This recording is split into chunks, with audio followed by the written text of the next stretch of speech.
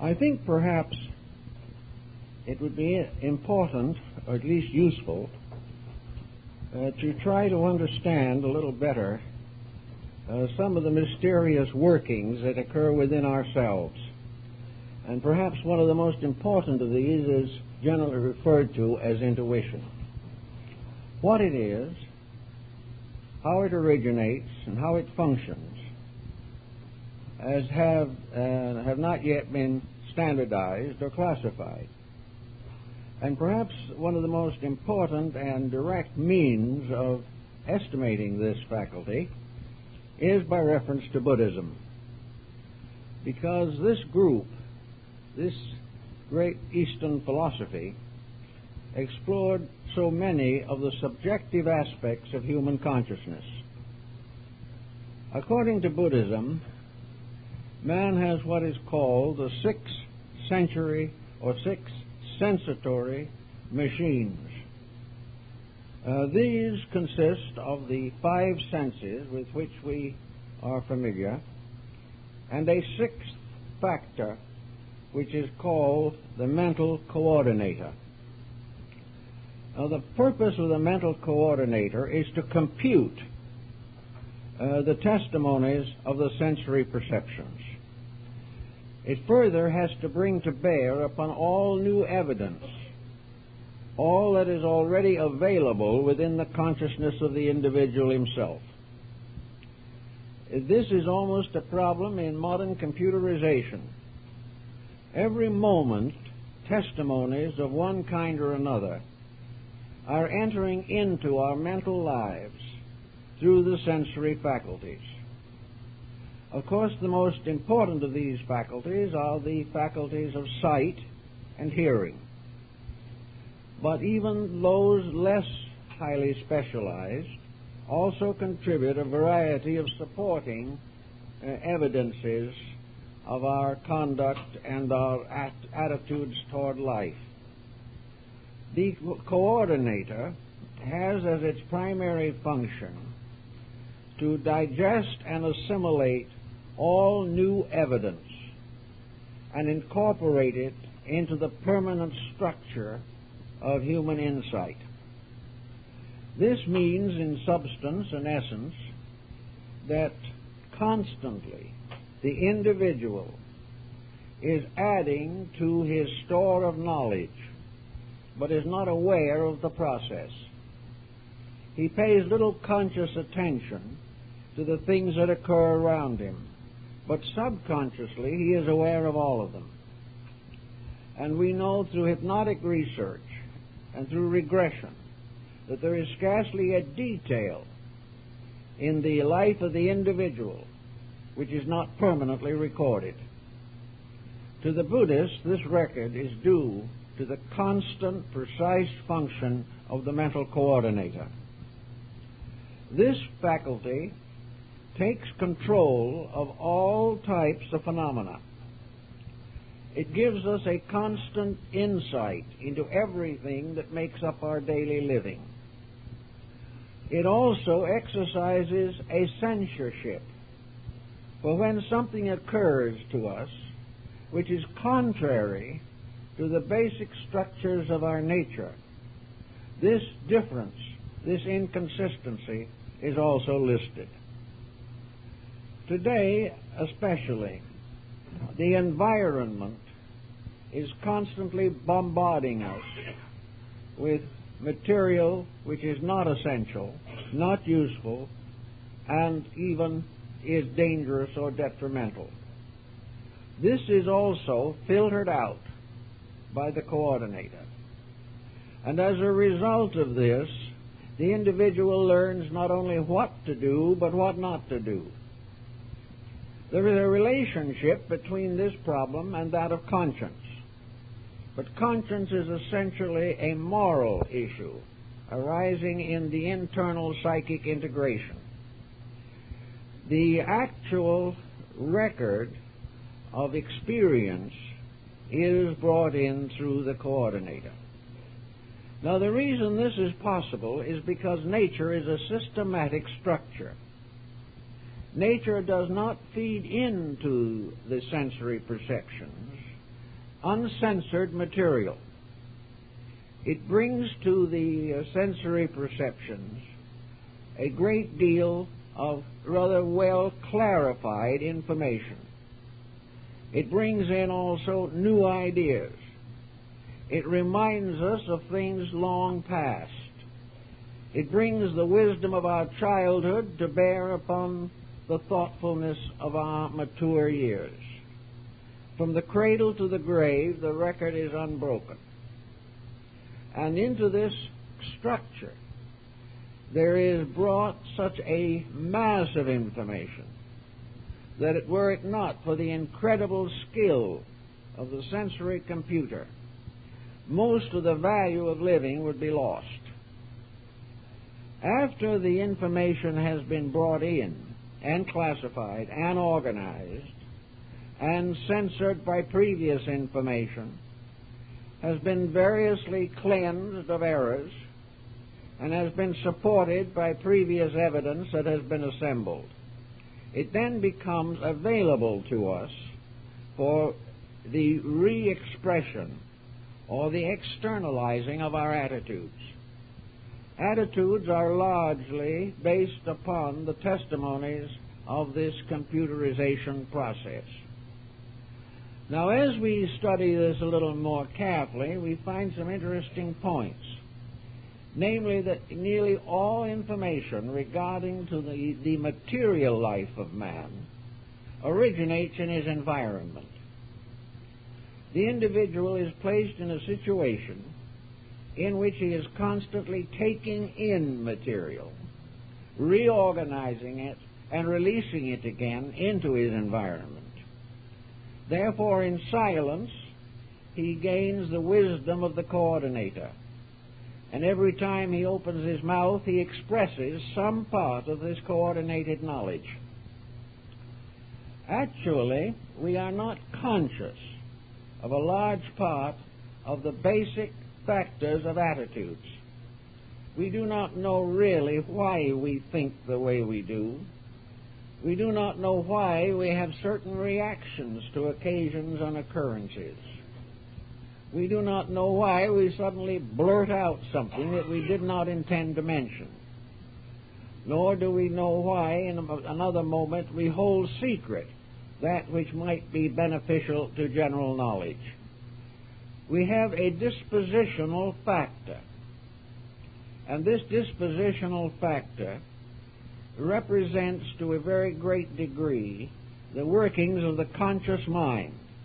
The coordinator, however, goes behind the conscious mind. It goes back to the very root of intellection within ourselves.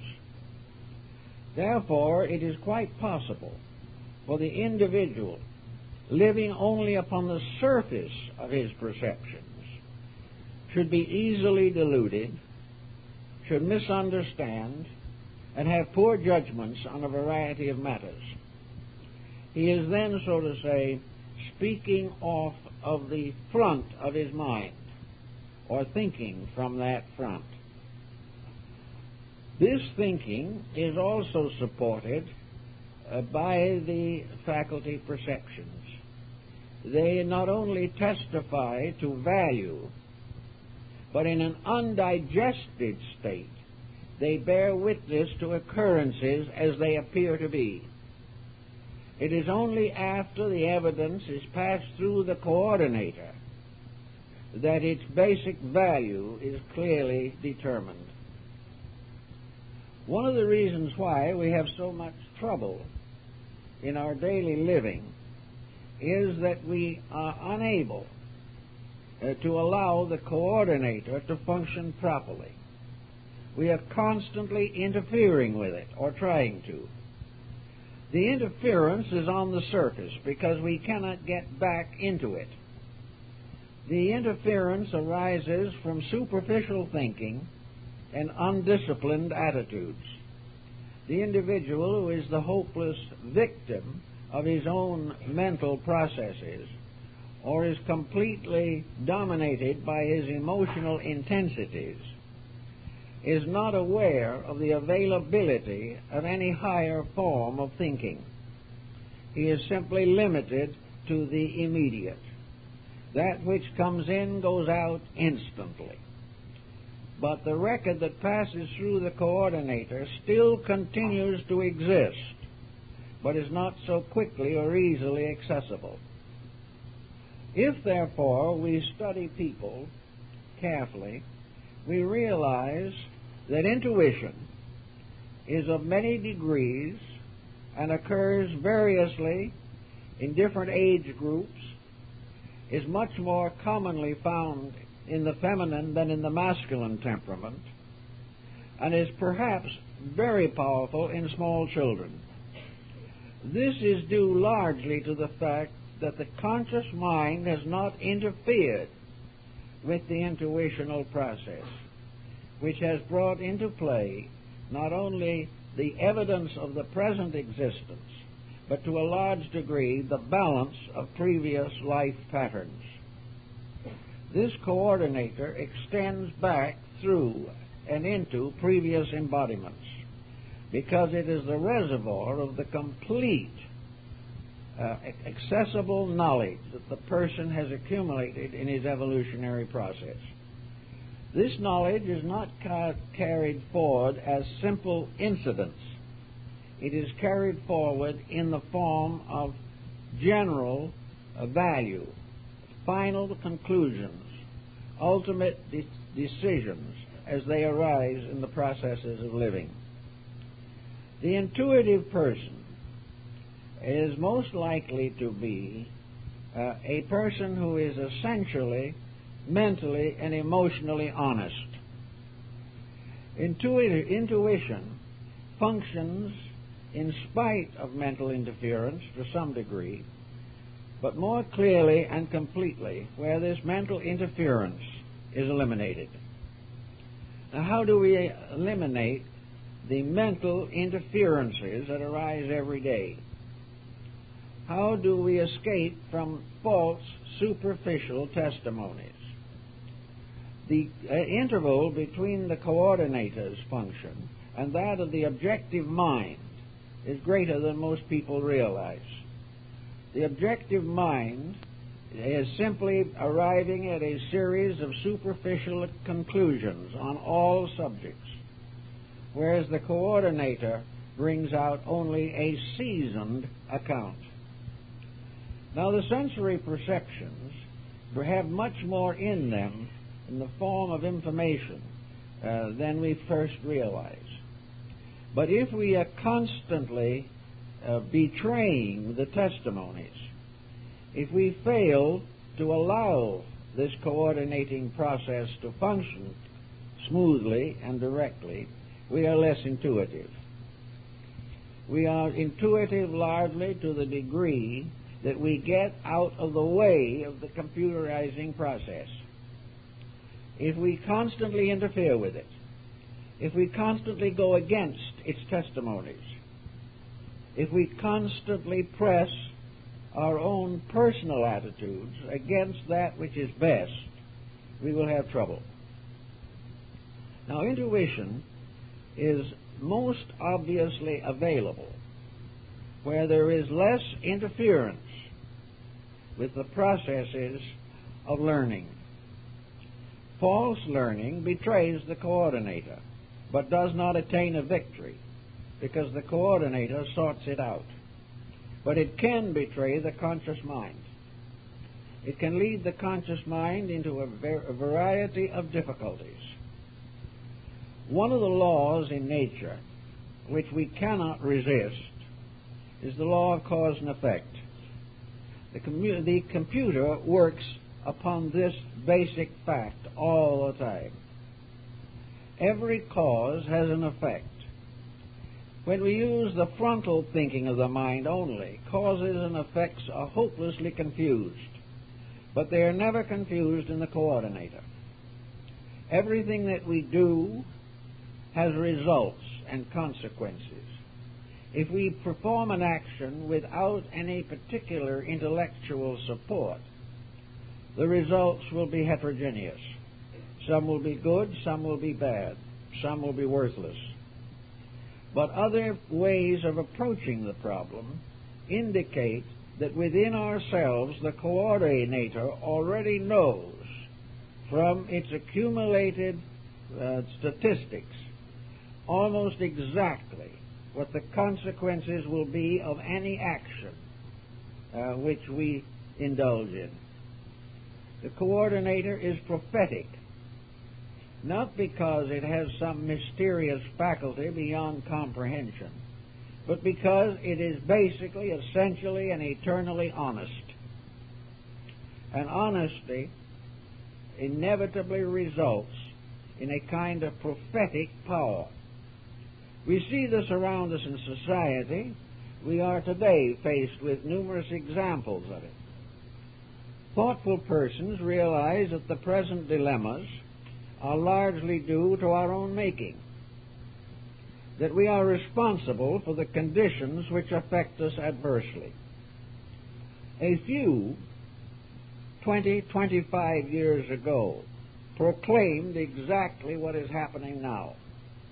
They knew it was going to happen. They knew it had to happen under a world governed by immutable laws and facts. Those persons who saw more clearly are the ones who took advantage of the testimonies of the coordinator. They knew that these things had to happen. But the majority, using the frontal mind only, refused to accept the operation of cause and effect.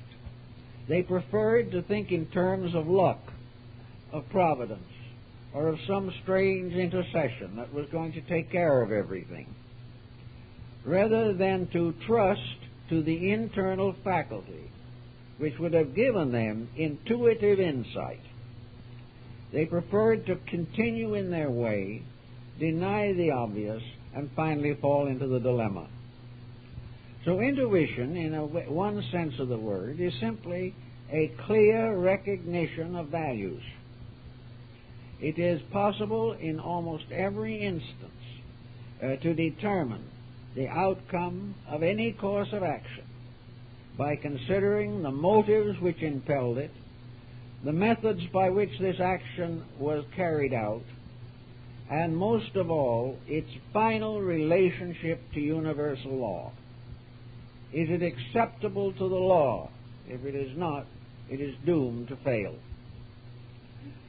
Actually, however, these large concerns are not always so obvious to us, for there are all kinds of experiences and circumstances which can affect the intuitional process.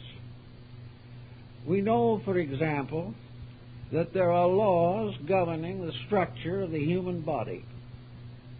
Lavater, the great physiologist and physiognomist, pointed out that everyone's fortune is written on him. But we do not know this, and we do not notice it with the superficial faculties that we possess, but the coordinator does. The coordinator notices it because in the subconscious of ourselves we have already passed through similar experiences.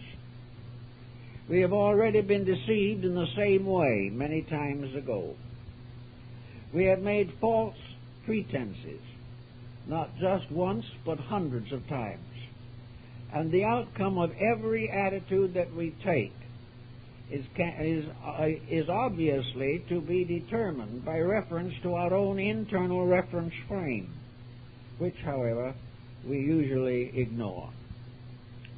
There is no doubt in the world, for example, that the coordinator, looking at the face of a person, can tell almost certainly whether that person is honest or dishonest, whether they are happy or miserable, whether they are trustworthy, whether they are sincere in their relationships, whether they can be depended upon in emergencies, and also all of their befitting and bewildering inconsistencies will be stamped upon the face. It also follows, as Lavater points out, that the body also is constantly testifying to the motives of the person. For long ago, in ages past, these motives shaped the body.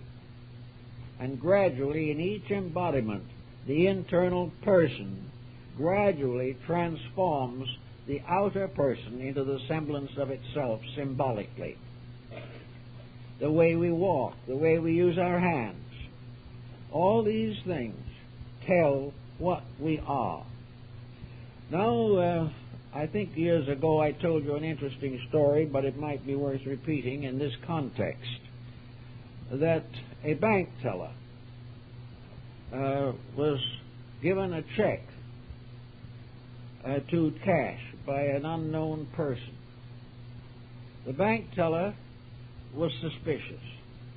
He did not know why he was suspicious, but he held back the check and asked an official of the bank to verify its authenticity. The check was a forgery. The teller was never able to say just how he knew it was a forgery. But he said when he looked at the man at the window, desiring to cash the check, he instantly knew that that man was dishonest. Now that would be called clairvoyance almost. Certainly an extrasensory decision, but was simply a plain state of the coordinator taking over. Inside of the individual, the background of his experiences, the people he had known, the lives he had lived, all of the incidents of life combined to make that decision possible. He was aware because in the coordinator a series of facts were assembled. He also was aware because of the distinguishing marks upon the face of the man. He did not know what those marks meant, but the coordinator did. It could read character because it was built upon the testimony of thousands of years of experiences by that entity in its evolution through the universe. All these different factors add to the development of an internal recognition, estimation, or analysis. We know that doctors who are really well versed in their professions are able to often diagnose a patient before he sits down for a diagnosis. The doctor knows what is wrong with the person when he enters the room. The doctor himself probably wouldn't be able to entirely explain the reason that he knows. But if we went into the coordinator, it would be the result of working with hundreds of persons, working with their problems, classifying their ailments, classifying the symptoms, and storing this all away in the inner consciousness. When need arose, therefore, it was available. One doctor told me that he was very reluctant to ask people to have elaborate tests and laboratory work. He said, I know what is the matter with them. I've instantly known it. But I have to tell them to go and have these tests, because if I do not, I could be sued for malpractice.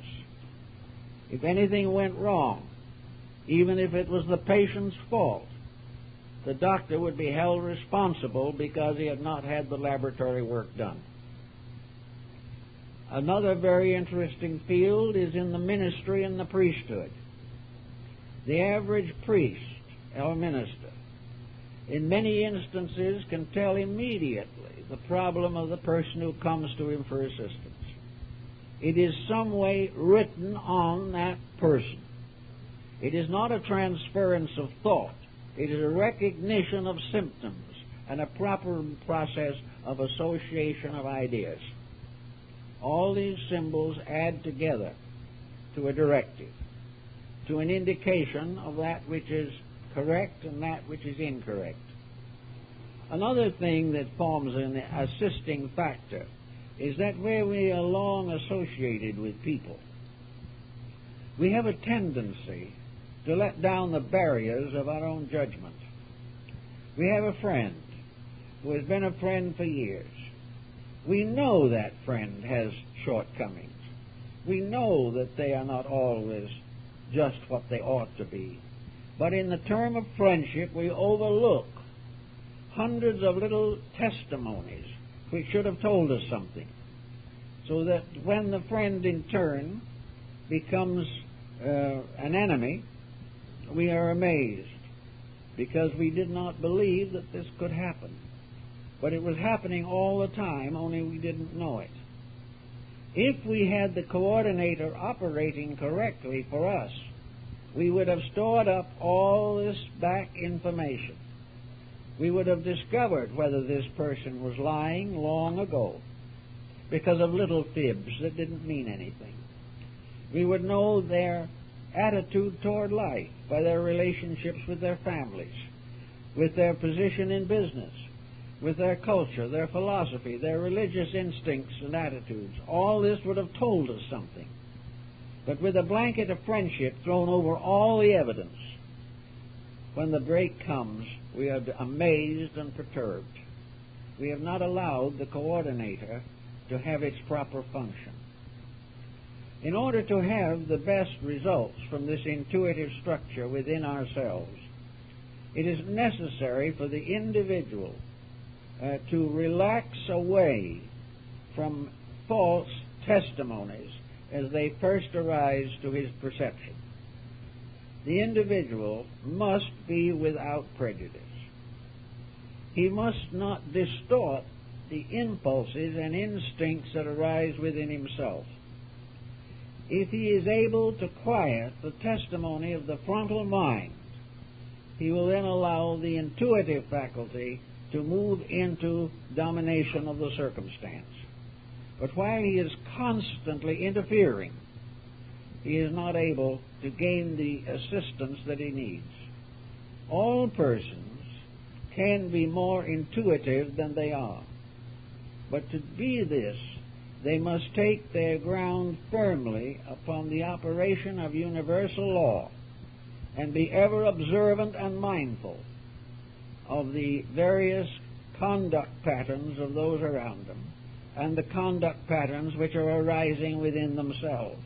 Otherwise, they block the intuitional process. One of the more common things that happens in connection with intuition is that it is likely to be most vibrant and vital while the body is at rest. This is why a large part of our what we might call archetypal dreaming, dreams that have meaning, come to us from the coordinator. They come when the conscious functions of the mind are temporarily set aside. They come to us usually not as words, not as the appearance of some person, for the coordinator is not a person. They come through symbols, through various forms and patterns, through hunches, through sudden realizations of things which we do not normally comprehend.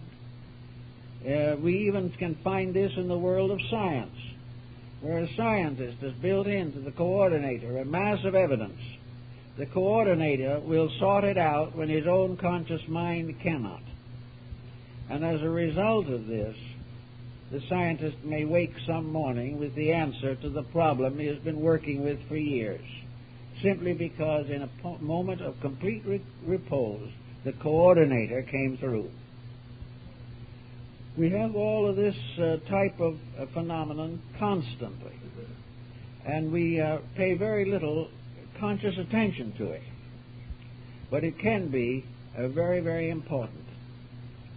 The problem of the intuitional recognition of circumstances and conditions. It can include, for example, an individual recognizing certain problems of his own health, but not able to diagnose them. He has a feeling that something is wrong. He has a feeling that his health is impaired, but he cannot put his finger on what is actually wrong. Here again, the coordinator is moving in to try to assist the individual. Now, behind all this, there might be a kind of moral issue involved. Perhaps this individual who doesn't feel good has for many years been violating the principles of law and health. He has been thinking badly. He has been eating badly. He has failed to take proper care of the body.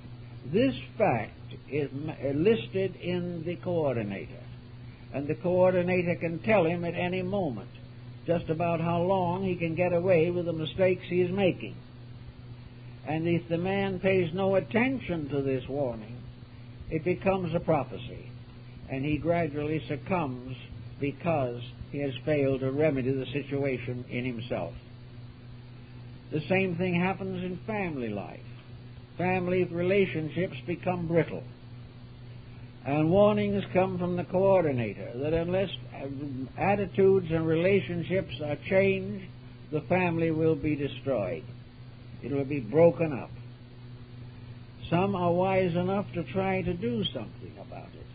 They are harmonizing with the coordinator, which is merely telling them the law relating to the subject, a law based on experience and dramatized and vitalized by ages of human testimony.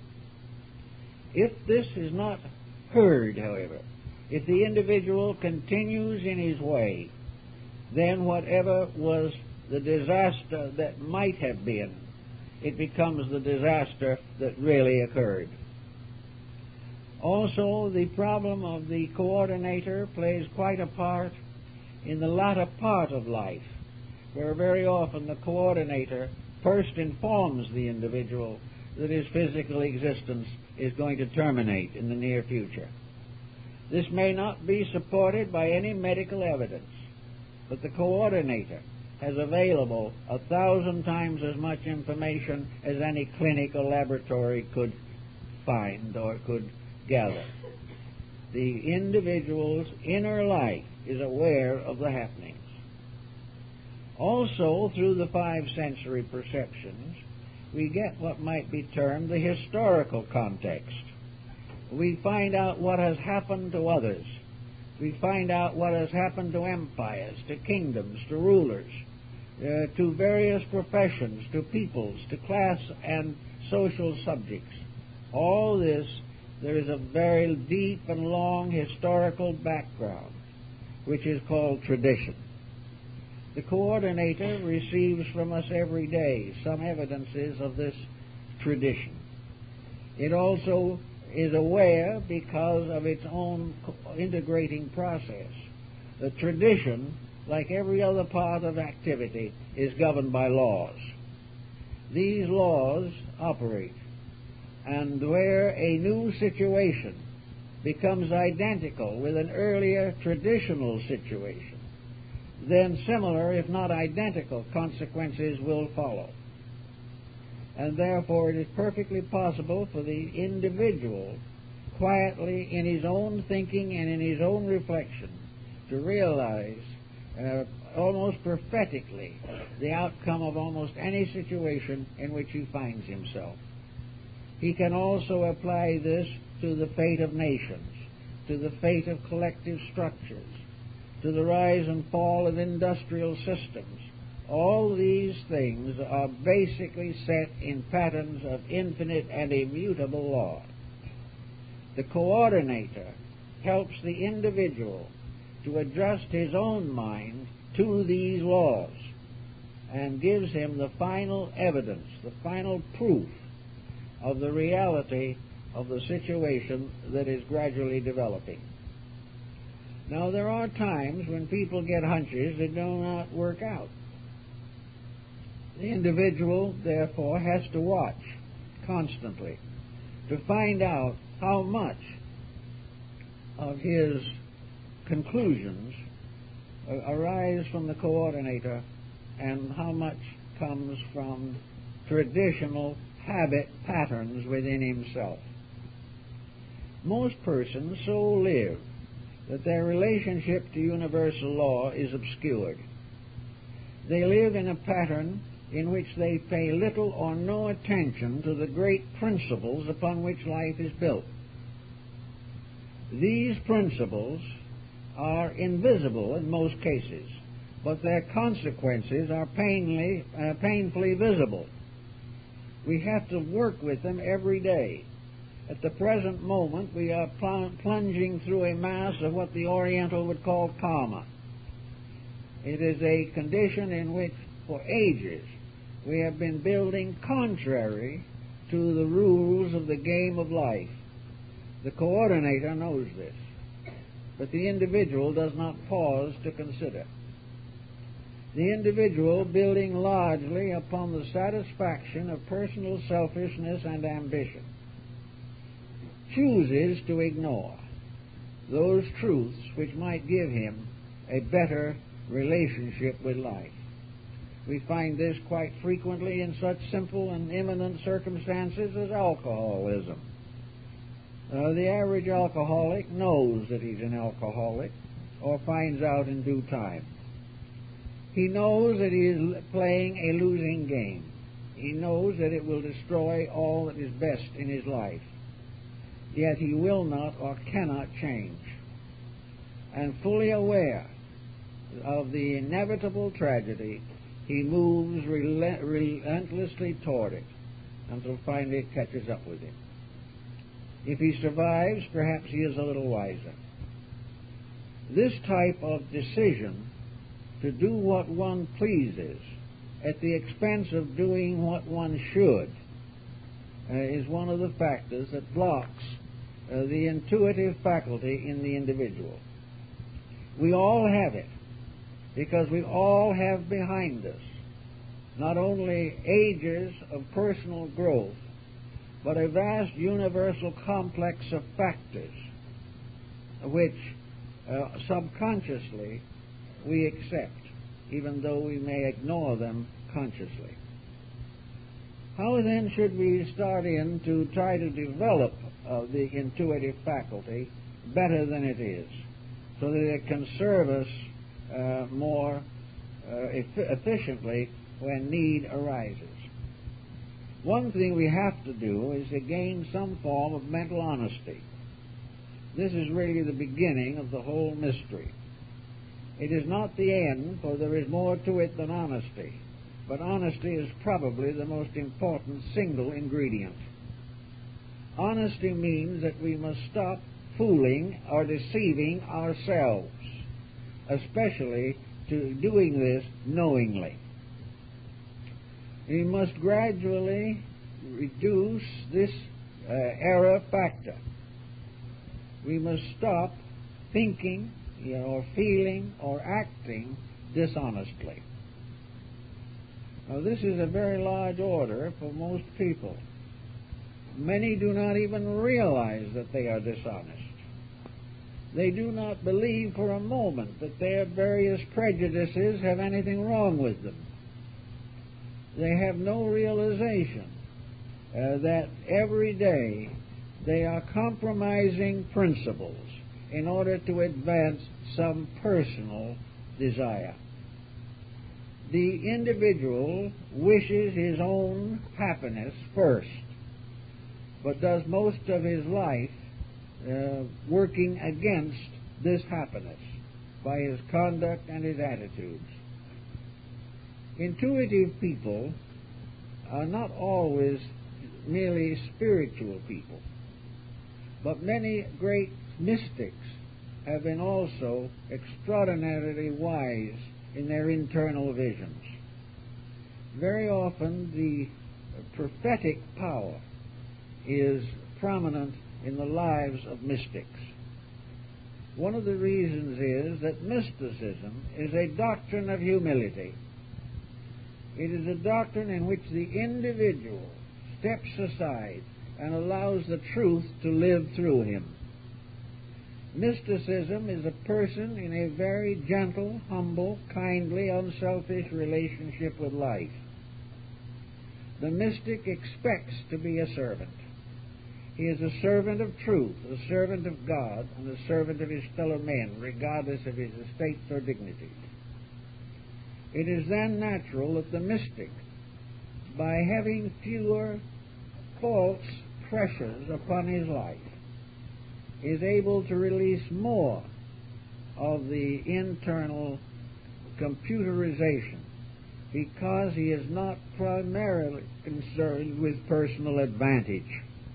He is not trying to gain something for himself. He is not trying to twist facts to support his own preferences. We have, for example, in problems such as we face right now in national election, here we have all kinds of issues being pressed and advanced and sustained and denied by the various candidates for public offices.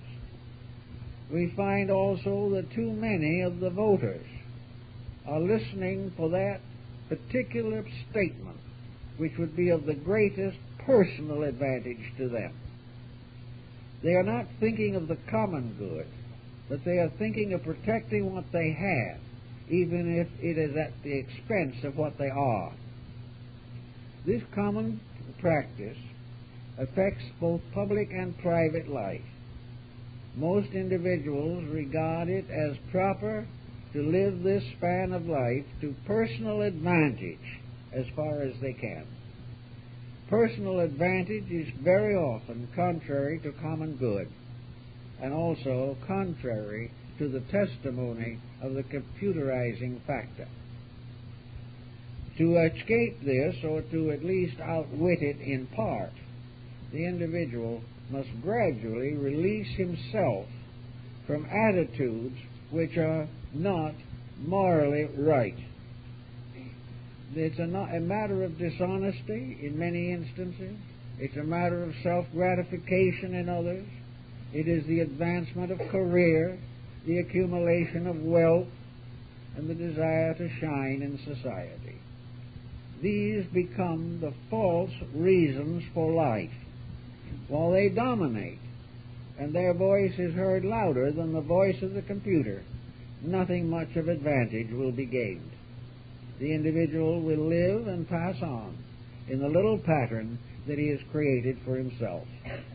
He will pass on still striving for that which could never be his in this world or anywhere else. Realizing this, the intuitive person is very likely to be religious.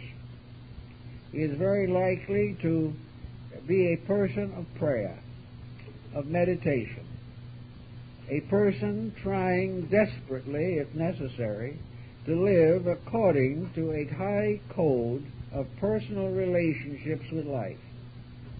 He is trying to overcome the tendency to animosities. He is trying to transmute old hatreds and antagonisms. He is trying to reduce as far as he can the vanities in his own life. He is entitled to anything and everything that is proper for him.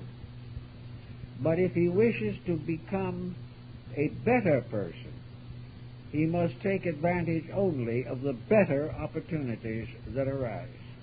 Otherwise, he will ultimately short-circuit his own life.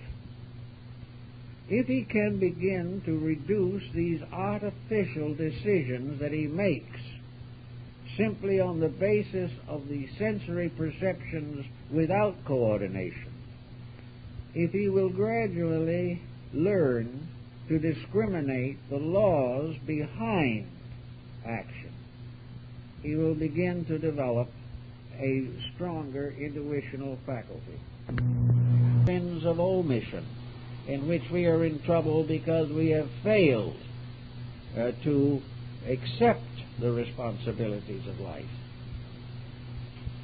In working further with this, the Buddhist, of course, holds strongly to a meditative concept.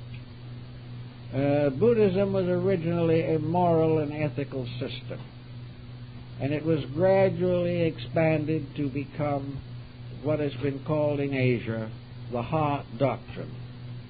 It is the doctrine that the final solution to all things is compassion, that the individual must base his foundations upon a gentle release from the tendencies to cruelty of any kind.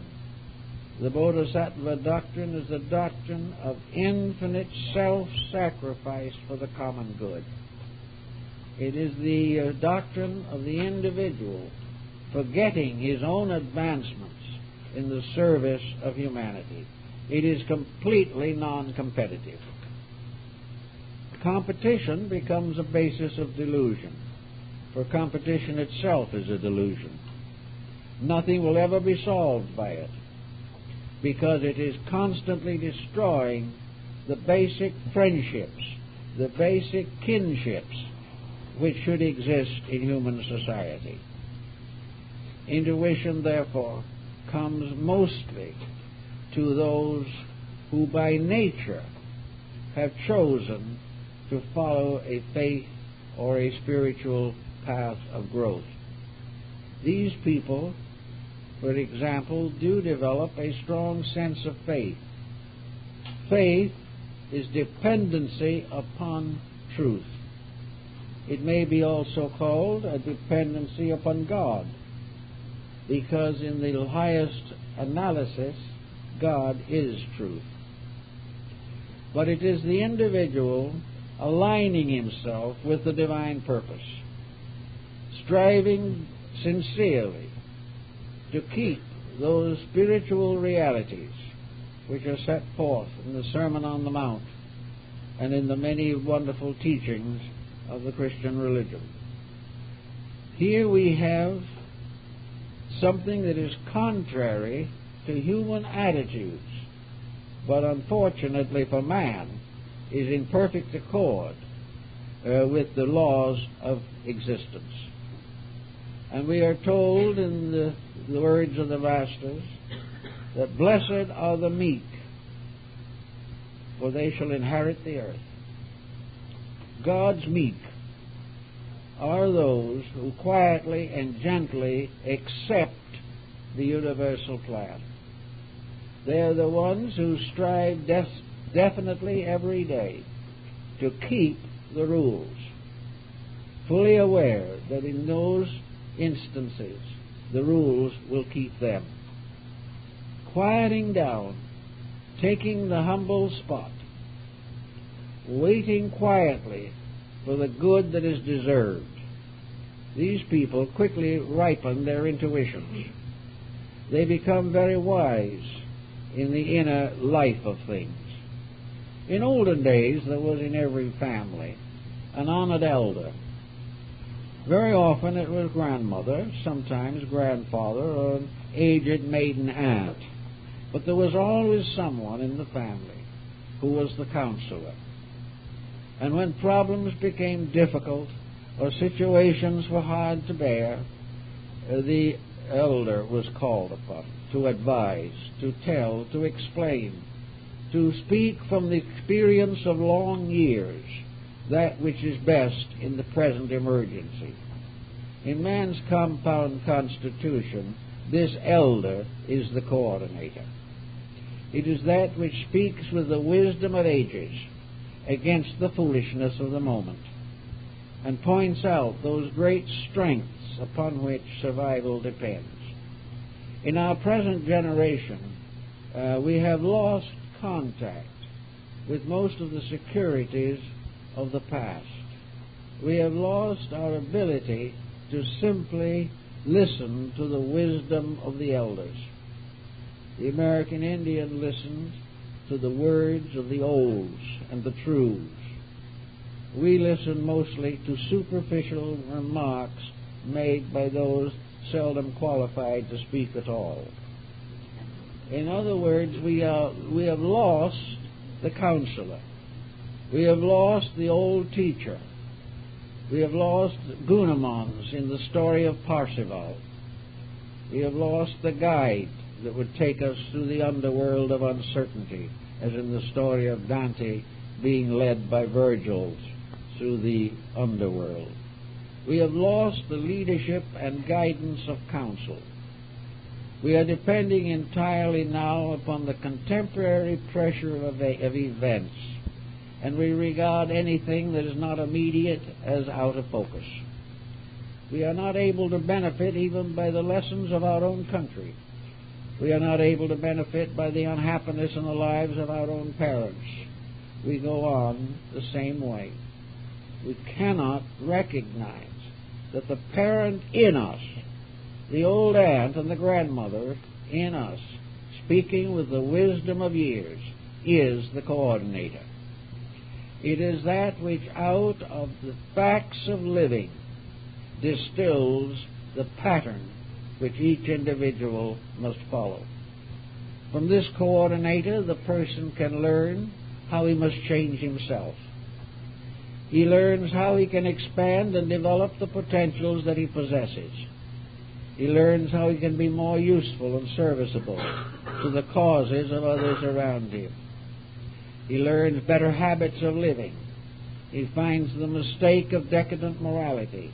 He learns many, many things, not from old grandmother or grandfather, but from this ancient one within himself, the teacher, the wise one, the oracle, that mysterious power which, if it can be brought into our objective attention, has the answers to everything that we need to know. This is true on every level, social, individual, collective. For in this computerizing process, the individual is stripped of all of his superficial embellishments.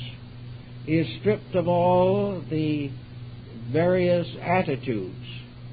He is forced in himself to see himself, to know himself, and to act in accordance with the needs of himself. There is no concealment possible. There is no evasion. The facts are all there. But there are not too many who are able to face these facts. And there are not too many that even want to know that they exist. We want to go on our own way. Every civilization and culture of the world has brought forth its prophets. The prophets of the Old Testament, the patriarchs, the apostles, the world teachers, the great reformers, the great leaders.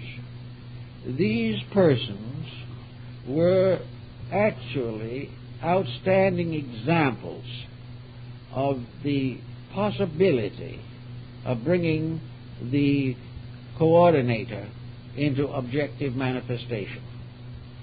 Wherever these prophets spoke in the Bible, we are told that they spoke upon the authority of God.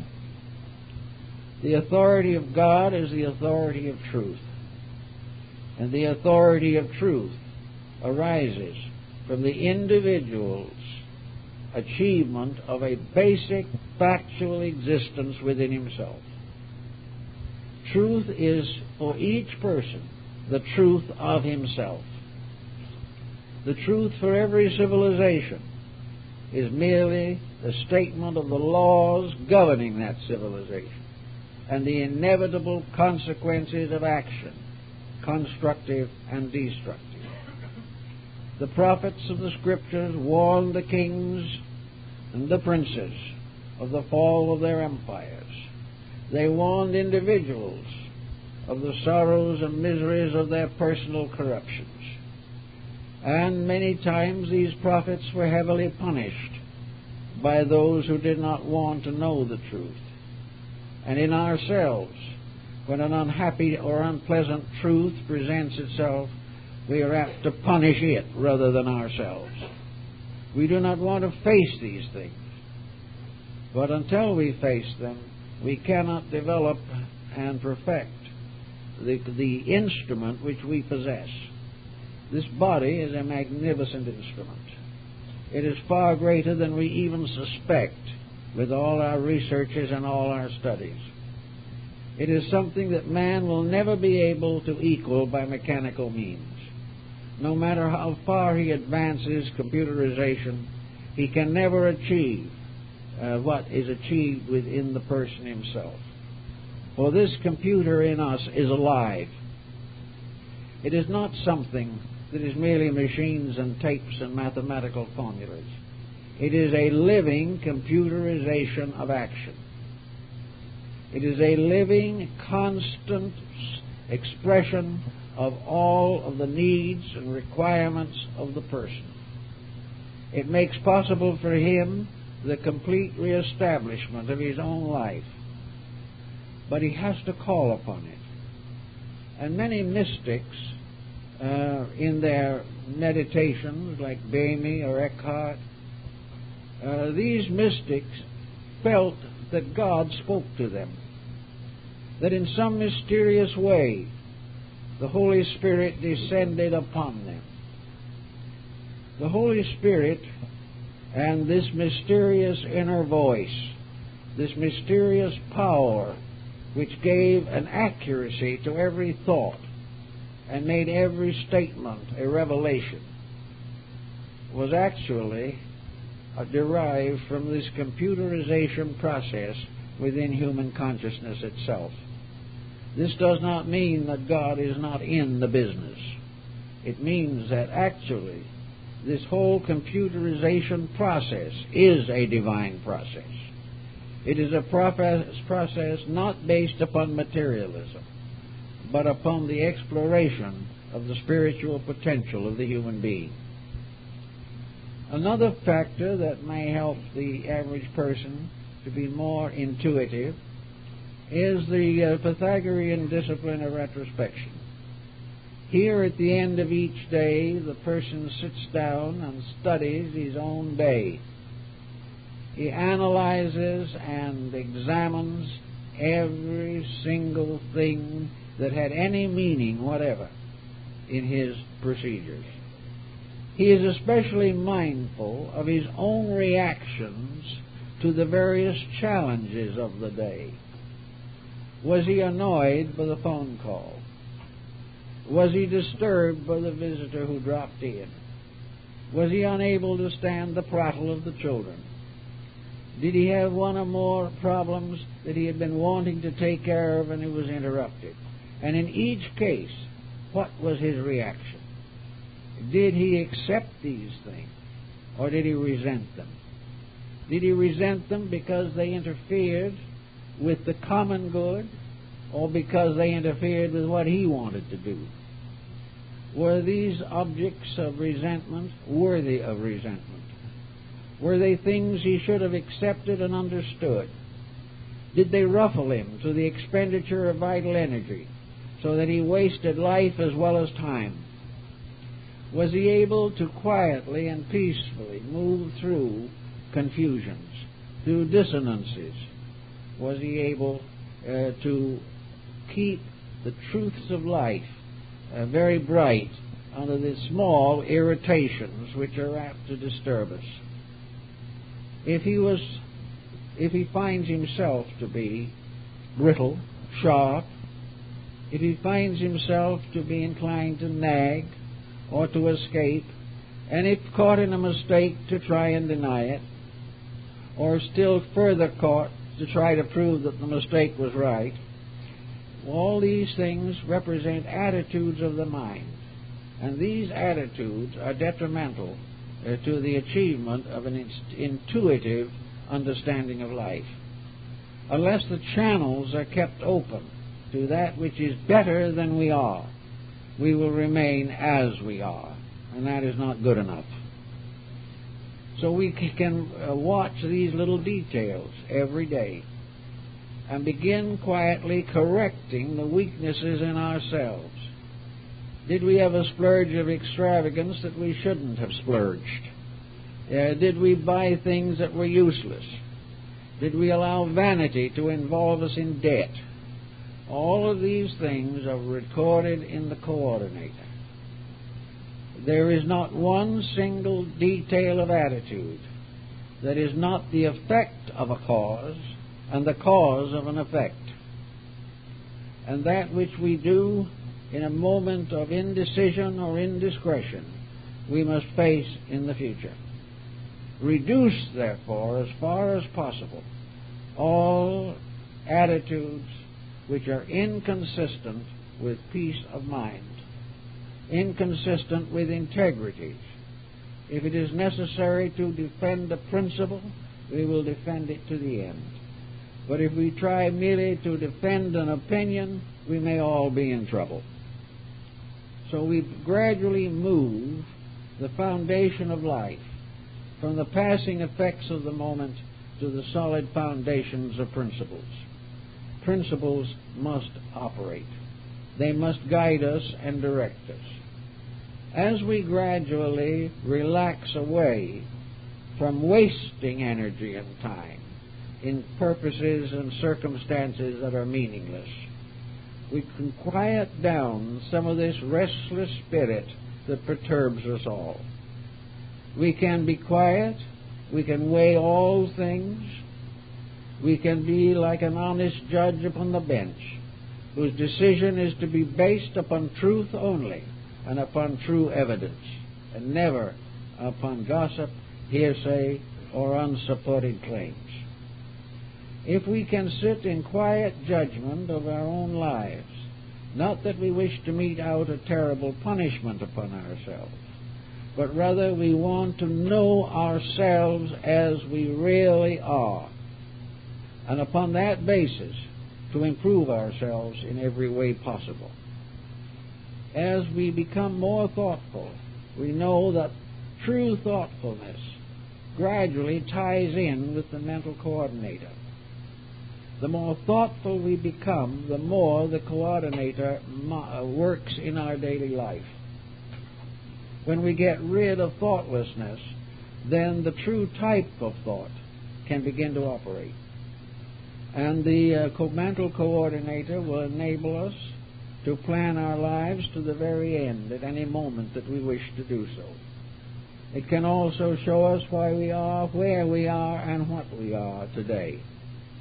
It can gradually move us from a career of accidents to a career of purposed endeavors. Because as this coordinator operates, a light shines inside of us. It is this light within which truly breaks through to become what we would term intuition. It is the light of the truth in ourselves, garnered from the experiences of ourselves, regenerated by the dedications of ourselves. These are the factors that make it possible for the individual to have the experience of truth. Truth being the basic factor in the experience of intuition. Intuition is the revelation of the thing as it is, not the thing as we wish it was or hope it will be or afraid it can possibly become. All of this is part of illusion, but intuition is a light of certainty arising from the most perfect processes of computerization that the individual can imagine, far beyond. For it is all in the substance of life itself. It is not made of steel. It is not worked by a current passed through it. It is our part of our own eternal living organism. The mind is still the greatest mystery that man must face, because in all of his thinking he thinks away from himself and not towards the source of thinking in himself. He is unaware of how to build gradually mental competence. He has experiences, but he misjudges them. He goes through critical situations, but blames others for them. He faces general social disorders, but cannot mend his own defects. All these things block intuition, block clear vision of any kind. And under this benightedness, he drifts with the current of things from one disaster to another. If we can bring the coordinator into focus, we will discover that we are better people than we have ever known ourselves to be. We are also wiser. Ignorance is on the surface of things. Wisdom is innate. The illusions of matter annoy the five senses, but the sixth sensory coordinator cannot be deceived by them. The realities are always available within the individual. He cannot be finally taught entirely from the outside. He gains valuable evidence, but this evidence, passing through consciousness, makes itself available to him as a great code of conduct, a way of life, which leads to life everlasting. The mental coordinator, giving us this testimony, ensures us of the final achievement of any constructive end which we hope to attain. This coordinator goes with us. This coordinator will direct us in the infinite future as it directed us in the past. And gradually, the power of this coordinator is made manifest through its consequences. We have people around us sometimes that through a lifetime of association we have really learned to trust. There are people whom we know to be good. There are people whose every action and every conviction is worthy of our respect. These kind of people, to a certain degree, represent the powers or factors within ourselves. Our own inner imagination, our own inner emotions are essentially good. Our own natural thought processes are good, and they are reasonable.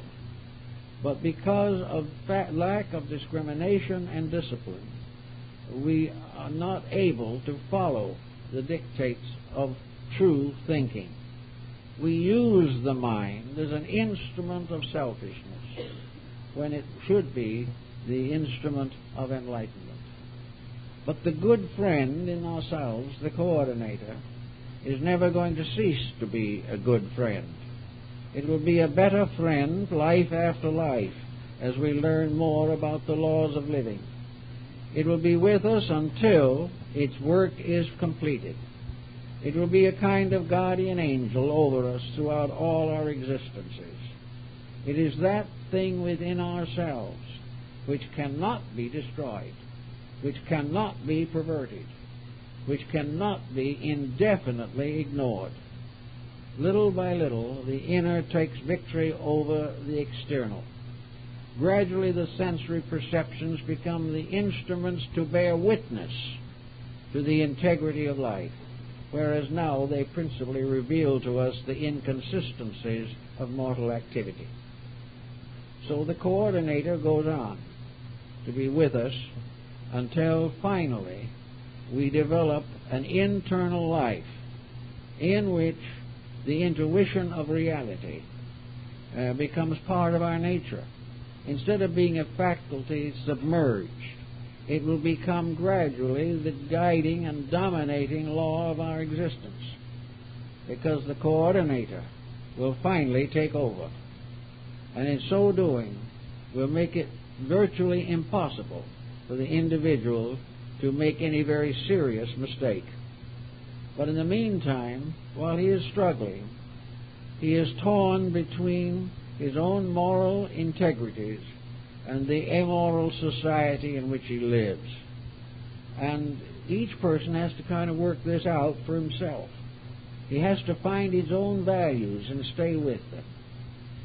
And the beginning of this is honesty, because until he is honest, he will not choose that which is honest. As long as he believes in compromise, he will compromise. But the coordinator is constantly bringing him evidence that compromise is fatal, that he cannot win by anything except integrity. The only way he can abide in the grace of God is by obeying the will of God. And this will is represented through the laws of existence. If we keep these laws, then we worship correctly. It is not what we name the deity, but how we live according to its principles that becomes the vital and important factor. If then we want to really learn, if we want to try to develop this intuition, then we should devote at least some time, perhaps, to good reading, to study of those kind of texts which inspire us to live better lives. Not a type of text that has compromise built into it. Not a text which will cause us to assume that we are independent of the absolute responsibility of life. It should never read evasion literature of how to get out of doing what is right, or how to allow self-will to build a fortune for us.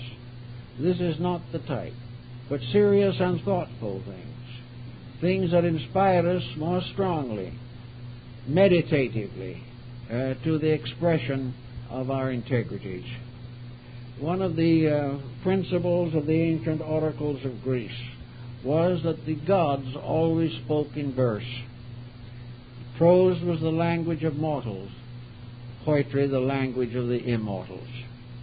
And many very great works in poetry have tremendous moral and spiritual qualities, for in some mysterious way poets are more often given to intuition than those in other more intellectual or scientific fields of endeavor. Poetry is a very good source of inspirational insights. Then, in our daily contact, we must try as much as we can to keep all of those rules which we are taught to be indispensable. One of the great rules is that the individual should avoid luxury. He should avoid things which bind him to the earth. He should avoid the process of building up a standard of living when he should be trying to build a standard of life. He should be moderate in all things. He should be interested in the common good. He should be neighborly and friendly. He should try to hold the confidence of his children. He should do everything possible in his own way to help others to live according to a code of personal integrity. By setting an example of this and by sharing this wisdom with others, the individual also discovers that the more he gives of wisdom, the more he has. In giving good counsel, the individual, in forgetting himself, often releases intuition. I have noticed on many occasions that an individual comparatively uninformed, when asked to help, to advise a person in deep trouble, a very humble person will give advice that the greatest philosopher could not equal. Because in the state of very simple service and affection and friendship, we release ourselves from the tyranny of these personal attitudes.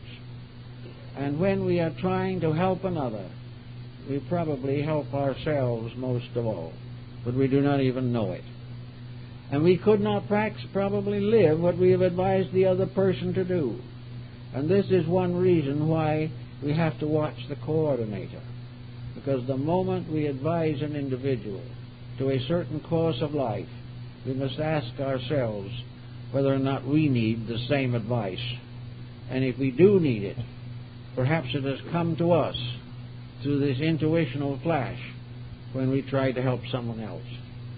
Watch the intuitional releases as they come along. Whenever you feel a very definite sense that something is wrong, try to find out why. Try to find out what testimonies bear upon this matter. Do not blame other people, because we are all subject to law. And when another person breaks the law, that is his problem. When we break it, it is ours. When we both break it, it is war. And this has been our problem for many ages. So we try always in simple, quiet, meditational ways to visualize the integrities of life. We sense within our own depths this power that is forever building upon our experience. If that was not true, what good would the experience be? What value would life have unless it was a record of growing? In some mysterious way, everything that happens has to happen to bring about the most necessary improvements of living creatures. If it was not for this, what value could we place upon anything? Why be born? Why grow and suffer? Why age and die? If it has no meaning except in terms of this little shadow in which we live.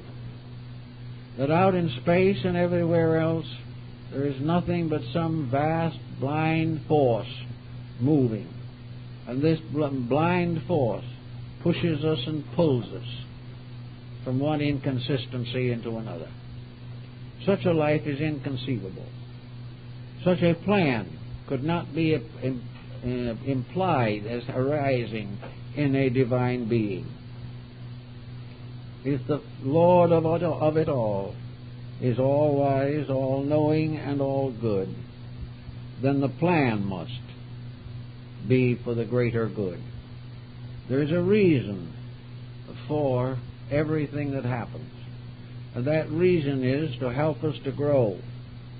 And the moment something happens, we must try to understand by quiet thoughtfulness how this is going to help us to grow, how it is going to bring us nearer to the full purpose for which we were created.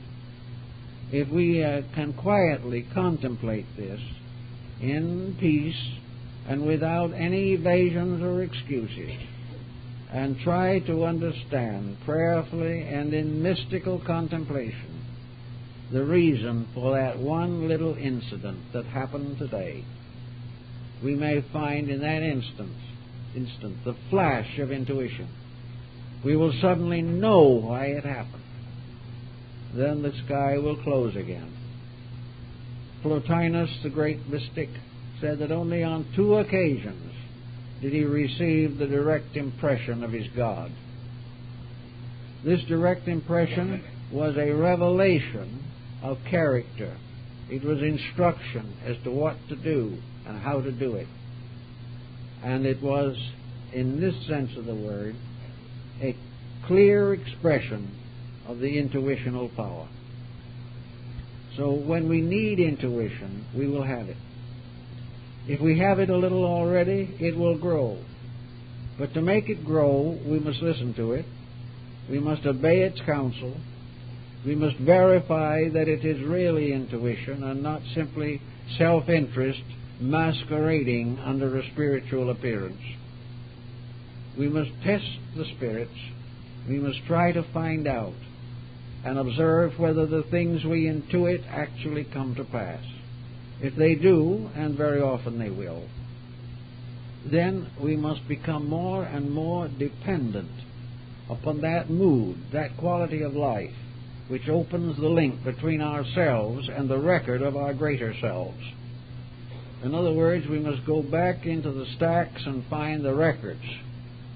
We must go back into the mental coordinator, and we'll finally discover through this what is next for us and how it is best that we can gain the desired end. Actually, intuition is only the availability of all that we have been through, all that we have experienced, all that we have thought, and every deed we have performed. All this together makes a pattern.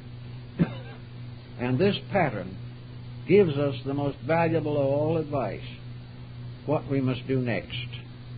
How all that has gone before is being culminated now, and that every facility, faculty, and power that we possess is being focused upon the next problem that each of us must face.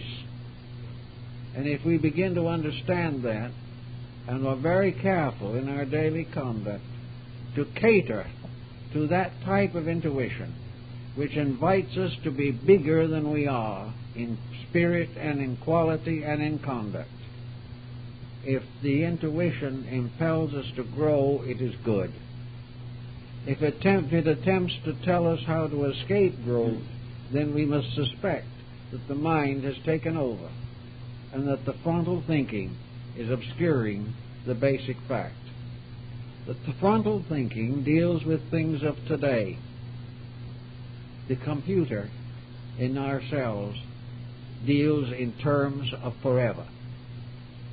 In that computer, the incidents of the day are simply part of the great collective experience which we call life. And in this computerizing process, all that we have been is available to help us to become better today, and that all we achieve today will be available to us in the future as we go along the path of life. Adversity very often strengthens intuition. Suffering and sorrow remind us that we have to find a reason for them. And after a while, we can no longer blame them upon society. We can no longer blame them upon friends and enemies. We have to come face to face with the fact that our life is the result of the degree of inner insight that we are able to focus upon the issues of the present day. More and more, as we grow in that dimension of feeling, as we become more conscious of this process, our intuition will enlarge accordingly. And we will find that intuition, the growth of it, is merely the revelation of it. It is merely that which is coming through, making available to us what we must know next in order to grow according to the archetypal pattern by which we were created. Intuition is a very wonderful thing, but it is a reward. It is a fruit. It is the harvest of the individual's dedications, his achievements, his longings, his yearnings, and his desire to understand his true place in the divine plan of things. And when he achieves to this, he will find that this intuitive faculty, like the old teacher, will be more and more available and will assist him constantly in the fulfillment of himself. Because actually this old teacher is also himself. It is the submerged part that he no longer remembers. But sometime everything that has been secret shall be made known, and everything that is hidden shall come to light. And when we realize that and gain the understanding of it, then we realize that the intuitive power will ultimately reveal to us all that is our real selves. Well, folks, I think that's all for this morning.